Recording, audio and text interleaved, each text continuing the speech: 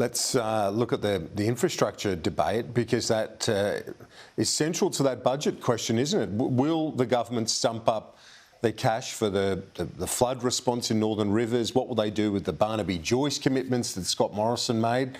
We'll be looking at that infrastructure bill on a week tomorrow. There does appear a bit of tension around the federal government, New South Wales government relationship over this series of infrastructure announcements on Sunday, favouring a Dan Andrews suburban rail loop project. Has been dudded by the federal Labor government. New South Wales will not be getting as much infrastructure funding as they're giving to Queensland. New South Wales will not be giving as much infrastructure funding from the Commonwealth government as they're giving to Victoria. And just like the Labor Party is dudding us on infrastructure, so too are they dudding us on GST. And we just expect our fair share here in New South Wales. We haven't seen this much federal New South Wales tension since Scott Morrison called Dominic Perrottet an F-wit in a meeting about COVID economic assistance. I just wanted to show this footage of a rather unimpressed New South Wales Premier Dominic Perrottet as Anthony Albanese reels off a list of projects the federal government is funding in New South Wales today. That was at their floods press conference in the Central West.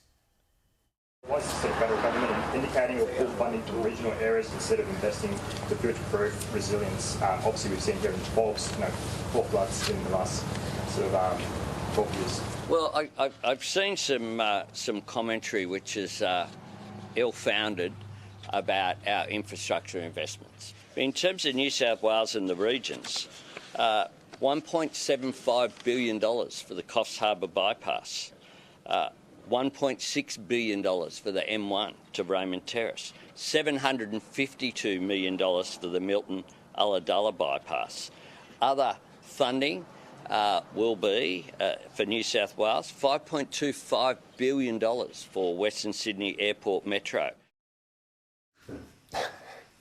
Interesting dynamic there. Well, the gentleman in the frame, Murray Watt, will be here in the studio in just a few minutes to talk about a whole heap of issues. Let's see that if that tension remains between those two governments. Now, finally, he was checking the time there, Kieran. Yeah, I know, get me out of here. You were talking, yeah, exactly.